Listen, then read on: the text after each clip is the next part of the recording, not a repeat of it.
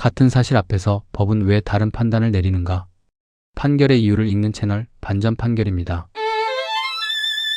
재판이 끝난 뒤 판결문에는 이런 문장이 남았다. 피고인이 이 사건 범행 당시 사물을 변별하거나 의사를 결정할 능력이 미약한 상태에 있었다고 인정할 수 없다. 짧고 단호한 문장이다.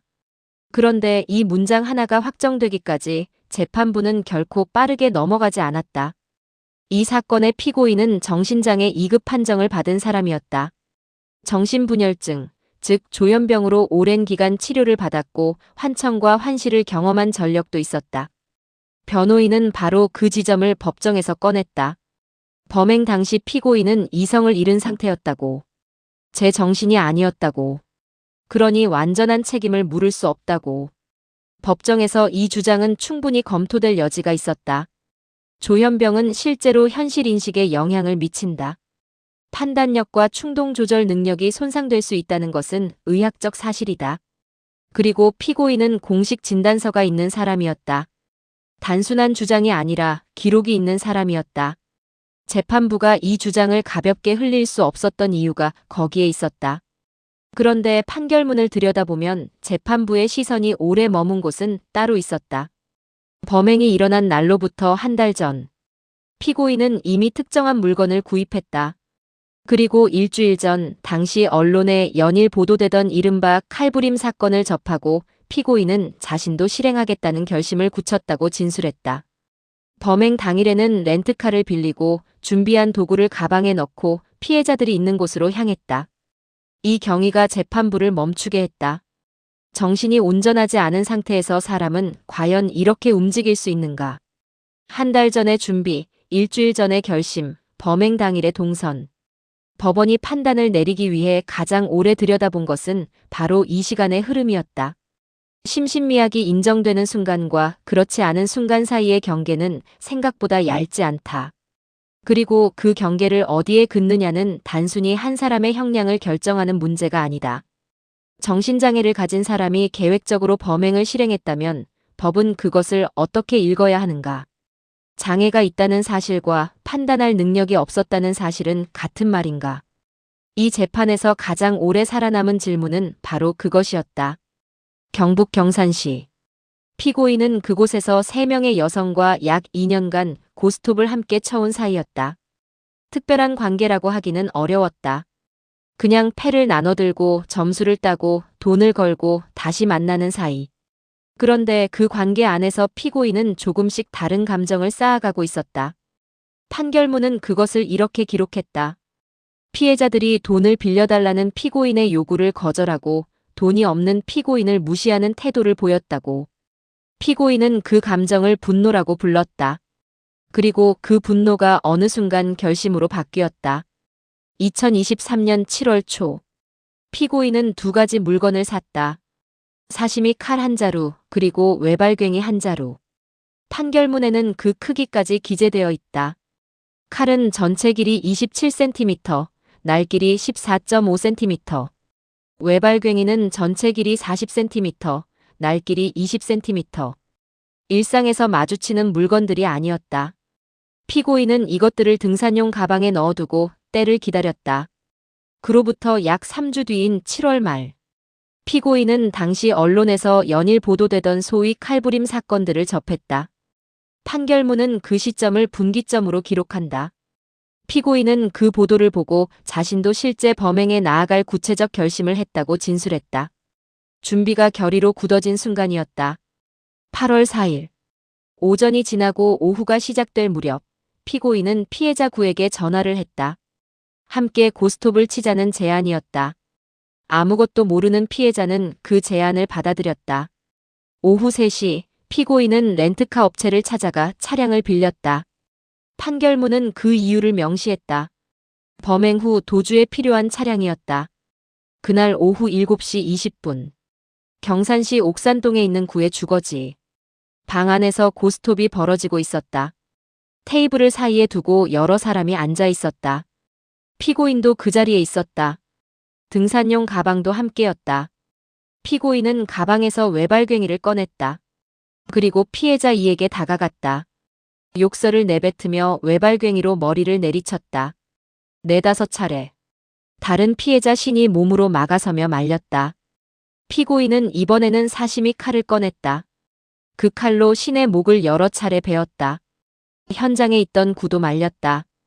피고인은 주방에 있던 프라이팬을 집어들었다. 지름 32cm, 무게 1.52kg의 스테인리스 프라이팬이었다. 구의 머리를 2차례 내리쳤다. 외발괭이 자루는 부러졌다. 프라이팬 손잡이도 부러졌다. 그러나 범행은 멈추지 않았다. 신은 현관문 밖으로 도망쳤다. 피고인은 사시미 칼을 들고 뒤를 쫓았다. 신이 다른 집으로 피신하자 피고인은 엘리베이터를 타고 1층으로 내려갔다. 아파트 지상에 주차된 화물차 화물칸에 몸을 숨겼다. 운전자에게 발각되자 술에 취해 잠이 들었다고 말했다. 범행 현장을 벗어난 뒤 피고인은 인근 편의점으로 향했다. 그곳에서 과도와 커터칼을 샀다. 판결문은 그 이유도 기록했다. 피해자들을 다시 찾아가 해치기 위해서였다. 이것이 판결문에 기재된 사실의 전부다. 판단이 시작되기 전 법원이 확인한 사실의 흐름이다. 이 흐름 안에는 감정이 없다. 기록만 있다. 그리고 바로 그 기록이 이후 재판부의 판단을 만들어가는 토대가 되었다. 법정에서 변호인이 꺼낸 카드는 하나였다. 심신미약. 피고인은 정신분열증으로 정신장애 2급 판정을 받은 사람이다. 범행 당시 극도로 흥분한 상태였고 이성을 잃은 채 제정신이 아니었다. 따라서 사물을 변별하거나 의사를 결정할 능력이 현저히 낮은 상태에 있었으므로 형법이 정한 심신미약을 인정해야 한다는 주장이었다. 이 주장이 받아들여졌다면 형량은 달라졌을 것이다. 형법 제10조 2항은 심신미약자의 형을 감경할 수 있다고 규정한다. 의무 규정이 아니라 재량 규정이지만 실무에서 심신미약이 인정되는 사건에서 감경이 이뤄지는 경우는 드물지 않다. 변호인이 이 주장에 집중한 이유가 거기에 있었다. 근거도 있었다. 피고인은 2003년 정신분열증 진단을 받고 정신장애 2급 판정을 받은 기록이 실제했다. 환청과 환시로 치료를 받은 전력도 있었다. 수사기관 조사에서 피고인 스스로 범행 당시 몹시 흥분한 상태였다고 진술했고 이성을 잃었다는 취지의 말도 남겼다. 서류 위에 남은 기록들은 변호인의 주장을 뒷받침하는 것처럼 보였다. 그런데 재판부의 시선은 다른 곳으로 향했다. 판결문에서 재판부가 가장 먼저 짚은 것은 시간이었다. 범행 한 달 전 피고인은 사시미 칼과 외발괭이를 구입했다. 충동적 행동이 아니었다. 준비였다. 그리고 범행 일주일 전 피고인은 언론 보도를 보고 실행을 결심했다고 스스로 진술했다. 재판부는 이 진술을 그냥 흘려보내지 않았다. 외부 자극을 인식하고 그것을 자신의 계획과 연결짓고 실행 여부를 고민한 다음 결단을 내렸다는 흐름. 이것은 판단 능력이 손상된 사람의 행동 방식과 쉽게 겹쳐지지 않았다. 재판부가 두 번째로 주목한 것은 범행 당일의 행동 설계였다.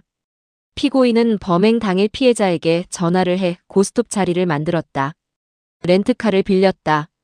이유는 도주를 위해서였다. 도구를 가방에 챙겨 이동했다. 범행 현장에서는 피해자들 외에 다른 사람들이 경찰에 신고하지 못하도록 휴대전화를 탁자 위에 올려놓으라고 지시했다. 한 피해자가 문 밖으로 도망치자 뒤를 쫓았고 다른 집으로 피신한 것을 확인하고는 스스로 엘리베이터를 타고 1층으로 내려가 화물차 화물칸에 숨었다. 발각되자 취해서 잠든 것이라고 둘러댔다. 재판부의 표현은 담담했지만 그 안에 담긴 판단은 분명했다. 이 일련의 행동들은 상황을 인식하고 위험을 계산하고 결과를 예측하며 움직인 사람의 것이었다. 단순히 흥분 상태에서 충동적으로 행동한 사람이 범행 이후에도 이렇게 정교하게 움직인다는 설명은 성립하기 어려웠다. 세 번째는 진술의 구체성이었다. 피고인은 수사기관에서 범행의 동기와 경위, 범행 전후의 상황에 대해 매우 구체적이고 분명하게 진술했다. 재판부는 이 점을 명시적으로 적었다. 기억이 흐릿하거나 혼란스러운 진술이 아니었다. 시간 순서가 맞고 맥락이 일관되며 세부 사항이 살아있는 진술이었다. 사물 변별이나 의사결정 능력이 미약한 상태였다면 기대하기 어려운 수준의 진술이었다. 변호인의 주장은 이렇게 하나씩 걸러졌다. 정신장애가 있다는 사실과 범행 당시 판단 능력이 없었다는 사실은 서로 다른 명제다. 진단서가 존재한다는 것이 곧 심신미약을 증명하지는 않는다. 재판부는 피고인에게 정신장애가 있었다는 사실 자체는 인정했다. 다만 그 장애가 이 범행 당시 피고인의 판단 능력을 실질적으로 손상시켰다는 연결고리는 끝내 성립하지 않는다고 봤다. 결국 재판부가 선택하지 않은 길은 분명했다. 심신미약 감경의 가능성은 열려 있었다. 서류도 있었고 진단도 있었고 피고인의 진술도 있었다. 그러나 그 모든 조각들을 놓고 재판부가 가장 오래 들여다본 것은 범행을 설계하고 실행하고 수습하는 과정에서 피고인이 보여준 일관된 행동의 흐름이었다. 그 흐름 앞에서 심신미약이라는 주장은 결국 자리를 잡지 못했다. 가능했지만 선택되지 않은 길이 있었다. 그 길이 닫히는 순간 재판부의 판단은 다음 단계로 넘어갈 준비를 마쳤다. 재판부가 선고한 형량은 징역 35년이었다.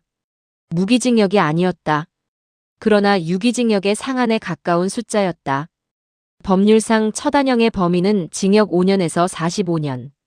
양형 기준이 권고한 범위는 징역 15년에서 45년. 재판부는 그 안에서 35년을 골랐다. 이 숫자가 어떤 고민 끝에 나왔는지를 따라가려면 판결문이 유리한 정상과 불리한 정상을 어떻게 나눠 놓았는지를 먼저 봐야 한다. 재판부가 피고인에게 유리하게 본 사정은 두 가지였다. 하나는 반성의 태도. 피고인은 법정에서 범행을 인정하고 잘못을 뉘우치는 듯한 모습을 보였다. 재판부는 이것을 아예 외면하지 않았다. 다만 표현이 조심스러웠다. 반성하는 태도를 보인다가 아니라 반성하는 듯한 태도를 보인다고 적었다. 그 한 글자의 거리가 재판부의 온도를 말해준다. 다른 하나는 정신장애. 심신미약 주장은 받아들여지지 않았지만 피고인에게 조현병이 있었다는 사실 자체는 지워지지 않았다. 재판부는 그 장애가 이번 범행에 일부 영향을 미쳤을 가능성을 배제하지 않았다. 책임을 감면할 근거로는 부족했지만 형을 정하는 과정에서 참작할 수 있는 사정으로는 남겨뒀다. 법원이 사실과 양형 사이에서 구분선을 어디에 긋는지를 보여주는 대목이었다. 그러나 불리한 정상의 무게는 달랐다. 재판부는 판결문에서 이렇게 적었다. 사람의 생명은 존엄한 인간 존재의 근원이고 그 자체가 목적이며 한번 잃으면 영원히 돌이킬 수 없어 세상 그 무엇과도 견줄 수 없을 만큼 소중한 것이다. 양형 이후의 첫 문장이었다. 법적 판단이 시작되기 전에 재판부가 이 사건을 어떤 무게로 보고 있는지를 먼저 선언한 것이었다. 불리한 정상의 핵심은 세 가지 축으로 이루어져 있었다. 첫 번째는 계획성이었다. 재판부는 이 범행을 충동적 범행으로 보지 않았다. 한 달 전 도구를 준비하고 일주일 전 결심을 굳히고 당일 렌트카를 빌리고 현장에 진입한 흐름. 이것은 양형 기준에서도 명시적으로 반영됐다. 주된 범행인 살인과 두 건의 살인미수 모두에서 계획적 살인 범행이 가중 요소로 지정됐다. 계획성이란 단어가 형량 계산의 토대에 새겨진 것이다. 두 번째는 피해자의 취약성이었다. 피해자들은 64세, 71세, 79세의 여성들이었다. 판결문은 이들을 범행에 취약한 피해자로 분류했다. 이 역시 세 건 모두에서 가중 요소로 반영됐다. 노인 여성들이 고스톱 자리에 모여있던 공간. 저항이 어려운 상황, 피신이 쉽지 않은 조건. 재판부는 피고인이 그 취약성을 알고 있었다고 봤다. 세 번째는 범행 이후의 행동이었다. 현장을 벗어난 피고인은 멈추지 않았다. 편의점에서 과도와 커터칼을 샀다. 피해자들을 다시 찾아가 해치기 위해서였다고 피고인 스스로 진술했다. 재판부는 이것을 범행 후에 정황이 좋지 않다는 말로 기록했다. 압축된 표현이었지만 그 안에 담긴 판단의 무게는 가볍지 않았다. 여기에 더해 재판부가 별도로 살핀 것이 있었다. 재범의 위험성이었다. 이 사건은 살인, 살인미수 혐의와 함께 위치 추적 전자장치 부착 명령도 함께 청구된 사건이었다. 재판부는 재범 위험성을 독립적으로 검토했다. 피고인에 대한 성인 재범 위험성 평가에서 총점 16점, 위험 수준 높음. 정신병질 선별도구 평가에서 총점 21점, 위험 수준 중간. 종합재범 위험성 평가 결과는 다시 높음이었다. 조사관은 전자장치 부착에 대해 적극 검토 의견을 냈고 재판부는 그 판단을 받아들여 20년간의 위치 추적 전자장치 부착을 명했다. 피고인의 전과도 이 판단에 무게를 더했다. 교제 여성을 때려 상해를 입힌 전력. 깨진 소주병을 휘두른 전력. 복역 중 폭행으로 징벌을 받은 기록. 재판부는 이 전력들을 단순한 배경으로 보지 않았다. 여성을 대상으로 한 폭력이 반복됐고 교정시설 안에서도 통제되지 않는 충동성이 확인됐다는 점을 재범 가능성의 근거로 읽었다. 결국 재판부가 도달한 자리는 이랬다. 유리한 정상은 있었다. 반성의 몸짓도 정신장애의 사정도 있었다. 그러나 그것들이 놓인 반대편에는 계획된 범행, 취약한 피해자, 반복된 폭력의 역사 그리고 범행 이후에도 멈추지 않으려 했던 의지가 있었다. 재판부는 이 모든 것을 저울에 올렸고 그 결과 35년이라는 숫자를 선택했다. 이 숫자는 최대가 아니었다. 그러나 재판부가 이 사건에서 최대에 가까운 형량을 선택한 데는 한 가지 분명한 논리가 작동하고 있었다. 판결문이 말한 대로 살인은 어떤 이유로도 정당화될 수 없다. 그리고 계획하고 준비하고 실행하고 다시 돌아가려 했던 사람에게 법이 남겨둘 수 있는 선택지는 많지 않았다. 이 판결에서 재판부가 끝내 분리해낸 것이 있다. 정신장애가 있다는 사실과 판단할 수 없었다는 사실은 같지 않다는 것. 진단서가 존재한다는 것과 책임이 줄어든다는 것 사이에는 반드시 채워져야 할 논리의 공간이 있다는 것. 재판부는 그 공간을 허술하게 넘어가지 않았다.